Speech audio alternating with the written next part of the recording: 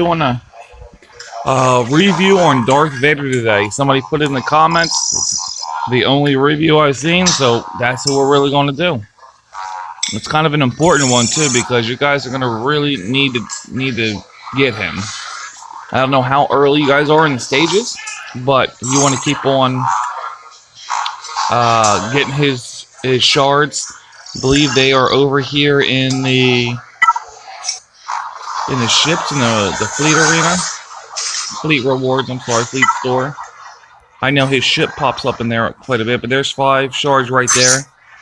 You know, early in the game, his shards were almost impossible to find, and now you guys can get them here. So anytime you see him there, you always want to save at least 400 for his. And we're gonna go ahead and we're gonna look at his kit, as they say. It's not so much what he does in the arena, but it's other parts of the game. Galactic War, he's good. And both raids, he's absolutely great. We'll start off with the very first one. Terrifying Swing. Deal physical damage to target enemy with an 80% chance to inflict ability block for 1 turn. Jedi targets cannot evade or resist the effects of this attack. Basically, every time he does this, as long as your potency is high enough, he'll get ability block. So, you know, you don't want Rex to throw up that tenacity up or somebody else. That's what he can do, as long as your potency is high enough. I do not know at the top of my head what his potency is for me. I have his potency at 53%.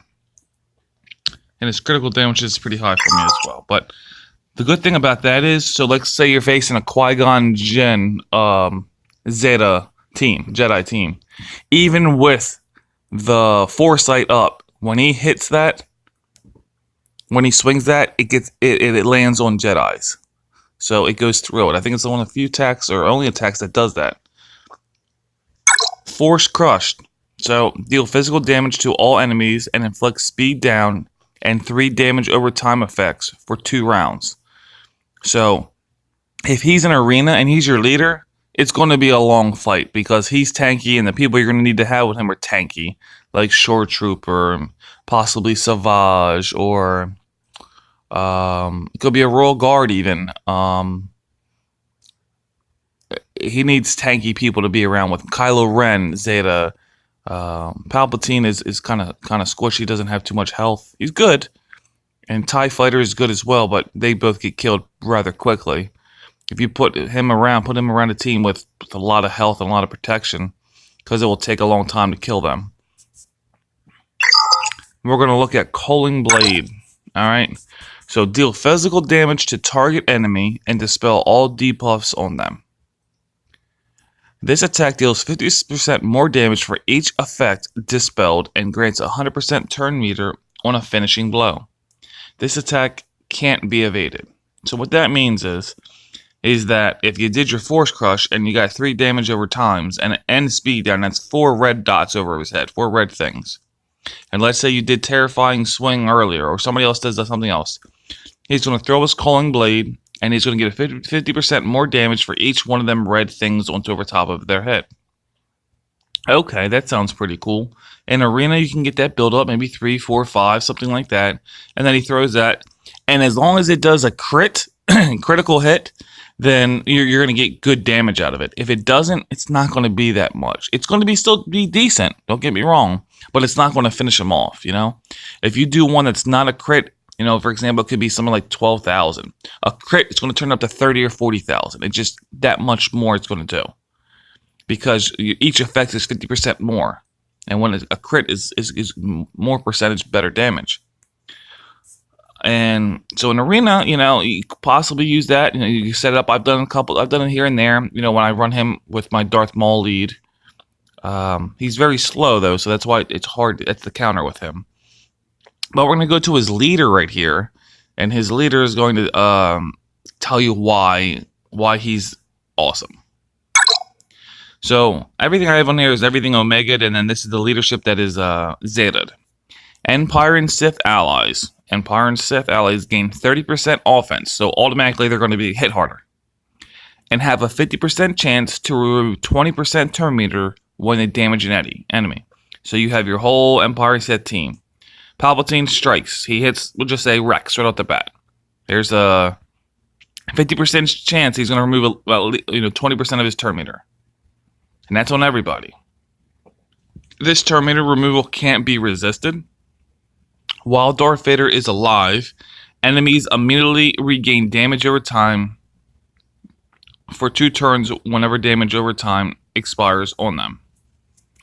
So basically what that means is, while he is alive and he's the leader, when he does his Force Crush over here, that it inflicts speed down and damage over time, basically, that damage over time is going to be there forever, as long as Darth Vader is alive. So the thing is, if you get other people to put the damage over time, even theirs stay on the target. This is why he is so good in raids. You can do them in specifically the Rancor raid. So what I would run in a Rancor raid would be Darth Vader as a leader, and then you need to bring somebody else. The most important other person you probably need to bring is TIE Fighter Pilot. And what he does is he inflicts tenacity down.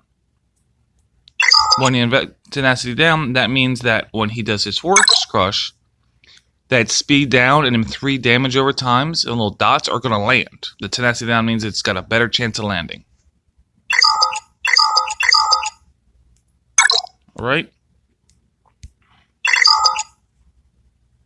Give me 1 second.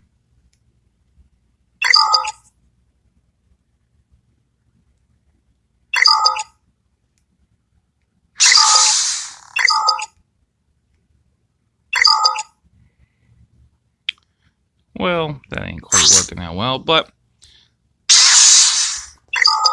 what happens is that I'll run a TIE Fighter Pilot, I'll run Darth Vader, and then after that, a lot of it depends on who you have. Tebow is always a good person. Me personally, I run Tebow, I run Jyn Erso, and I roll with Palpatine. I have switched out Palpatine a little bit for Darth Sidious, because Darth Sidious can put down them dots. But, so if you have Darth Vader, and you have TIE Fighter Pilot, and you have Darth Sidious, right, which you have him Zeta'd, then, each time one of them hit the Rancor, there's a 50% chance to take away a little bit of turn meter, which is good. And then Tebow comes in, and you stealth him, and he does all the turn meter. And Jyn Erso, every other turn, her special, takes away all the turn meter. And that's going to get, over time, that's going to develop to where it gets up to 100% potency. Because the way it works is if she gets a critical chance, she improves her potency by like 10%. So when she does, critical hits all in the first round, phase 1, then it's going to go pretty well for you. Then you just got to balance it between Jyn Erso and Tebow. Now, I haven't soloed the Rancor since the rework on Darth Vader. I've come close a little bit, but when you do it manually, it takes time. And I just don't have all the time to do all that. So, but I mean, I can easily go into phase 2 or 3 with it. When you get to phase 4, the tenacity on the Rancor is very tough. But if you don't have TIE Fighter Pilot, you can use Dengar. Dengar has a tenacity down, and he actually has an assist on his basic, and he can actually put speed down as well. He's just very slow, and it takes a while to get him up and rolling. Whereas TIE Fighter Pilot is one of the fastest people in the game. And he does good damage, too. He's always going. So if you're in the Rancor, you put down the Force Crush right here. First, you put down TIE Fighter Pilot's tenacity down. Then you put this Force Crush. And then you could have somebody like Boba Fett or Biston, or you could have somebody like Darth Sidious. They do their attack where they have dots. Then you add 2 or 3 to it. Now the Rancor has 6 dots, right? And then you load up, and then Darth Vader drops 2 more, and it gets up to 8, 10, 12, 14, 16, right? And then when we go back to his Calling Blade, right? Deal physical damage to the target enemy and dispel all buffs. 50% more damage for each effect. Well, if you have 15 damage over times over top of his head, it's going to do 50% more damage for each effect dispelled. So he's going to dispel them automatically. The only thing really is you're waiting to see if it's a critical hit. That's what you're waiting for. So you can do damage up to 50,000, 100,000. You know, personally, me, I've gone up to 200, 300,000. Other people can get up to 500, 700, a million in the right circumstances on the right raid. Not on this raid usually. Usually that would be on the AAT raid. So the Rancor raid is specifically for turn meter, and that he does that with his basic, with his leadership. I'm sorry, but then he also can get good damage with all them dots over time. That's what he needs to do. That's why he's so tanky, so he can stay in there long enough to get the dots on people's heads and then hit him with the colon blade. He's good in arena. Not too much as a leader anymore, but if you have the right, special team and you got enough money and you can have that team with Death Trooper and stuff like that, I would recommend maybe Maul a little bit more. I wish I could run with a Darth Vader team. I don't think I have the right people, and it's too slow. Maul gives you 20% speed right off the bat. On the AAT raid, a lot of people use him on phase 2. And that's probably where you need to use them. I am not doing heroic raids with my guild yet. Very close. We haven't finished one yet. Basically, we've attempted it many times. But on phase 4, I tend to see him work great, and I strongly suggest you try this lineup. It's Darth Vader lead, along with Boba Fett, along with I got Palpatine. I had Darth Sidious, and the 5th one I cannot think of right now. I think it's another Empire person now. So basically, what that does is that he puts the dots down, and then Darth Sidious puts the dots down, and you kill the 2 B2s. And you just got a lot more time, a lot more damage that you can do on the last round, on the phase 4. And then the thing is that when the tank is toppled, you need to make sure that everybody has a green buff over their head. And that's where Emperor Palpatine comes in, where he takes a little bit of health and he puts up offense up for 2 turns. That is really important. He's the most important person. Meanwhile, Darth Vader throws his colon blade, right? You have 15 dots overhead. He throws the colon blade, bam, smacks him for 100,000. Right? Then Boba Fett goes next, and he has his execute, right? Or that also dispels everything off there, and you do more damage. So you're getting 2 people that are doing great attacks. Let me see if I can.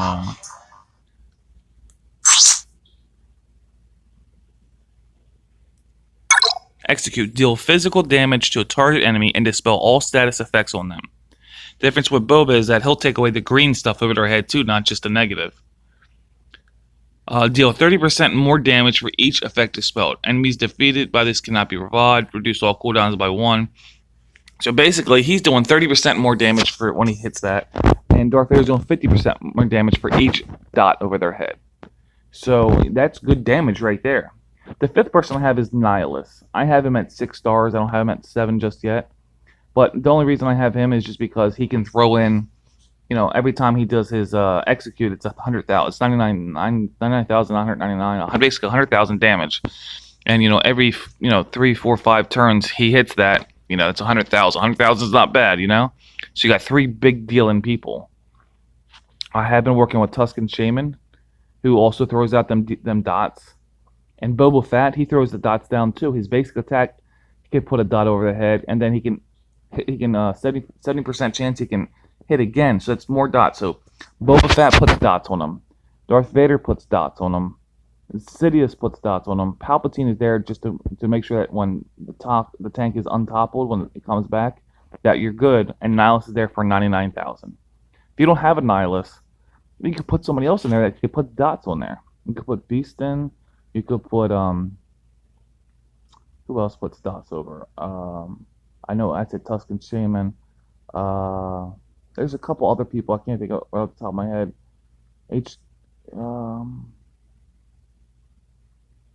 I don't know. There's a couple others that do dots as well.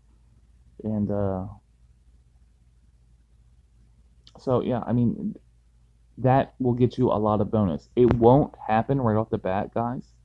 But as you notice, when it has 20, 25, 30 damage over times, and it takes 15 turns, you're going to notice in the last 3 turns, all the damage over times are doing what they're supposed to do, damage over time. So when it goes from 3 turns to 2 turns, you're going to see it take off 1% health, 2% health. So, I mean, I've done 86, 87% damage on phase 4 with my team. I ran out of the 15 turns and it killed me. But, with the right mods and the right damage output, I could probably solo phase 4 on AAT normal. That's what Darth Vader's leadership can do. If I wanted to review him, I think I'm going to review people on a 1 to 10. I would put Darth Vader at a 9.5. Not quite the best ever, but he is very good and one of the best. You need him to do the Rancor raid. You're going to need him at least for a phase in the AAT tank raid, and you're going to need a lot of people run Empire teams, and you're going to need him as one of them too. So continuously farm him, get him as much as you can. It's a great Zeta on his leadership. You're going to need the Zeta as well, because without the Zeta, then none of the dots stay there. It's not worth it. You're not going to build up enough red over top of somebody's head to get rid of them. That's about it, guys. His execute is good. His death... I'm sorry, this is Boba Fett. His Calling Blade does decent amount of damage. His basic attack, remember, does an ability block. That's kind of important. Aim on the person you don't want to do that. Usually a Rex. Guys, I'm going to go ahead and let you go. This is Sean, Big Sean, yeah. And now, see you on the flip side.